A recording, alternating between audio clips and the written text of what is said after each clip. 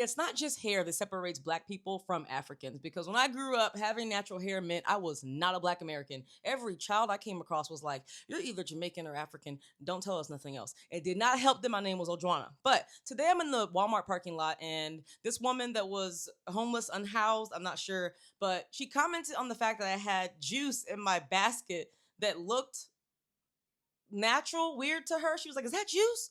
I was like, "Yeah, it's juice, but it's like it has less sugar. I like drinking it, like just to be a little healthier." Because she was asking me questions, and I gave one to her to try.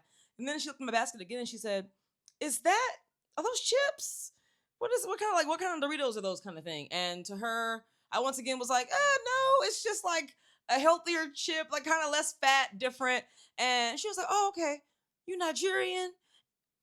And I was like, "No, I'm from here. I'm from like right across the street, believe it or not." She was like, "Oh, you just like eating healthy?"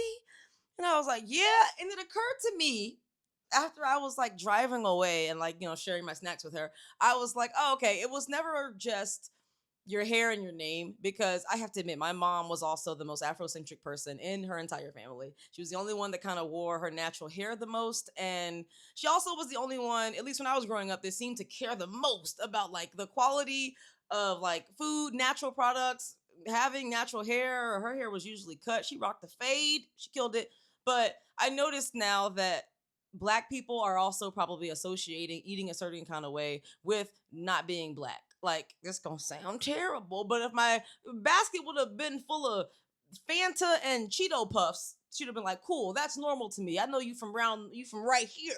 You from down the street. And let me get some of those Cheetos." No, that's not how she felt. She was thrown off, and because I'm sure my hair also played a factor. I don't know, but because of the choices I was making with the snacks I had, she was like, "You must be African." I also have been told I'm Nigerian for years. I could be out at somewhere in Atlanta and people will assume I'm Nigerian. Maybe that's because I grew up with Nigerians. I don't know why I give off that vibe, but I just had an interesting realization that it's this thing about being, it's like natural, closer to like these earthly things, or honestly our true selves, that will separate people from, you're either a black American or you are, Jamaican, Caribbean, African. I should make it clear that my mom was also the only one, in my family I was close to that was very Afrocentric and wanted to study Africa, know Africa, do ancestry, like introduce me to the foods and the stories and the books. So I had that association growing up. I did. But, as I've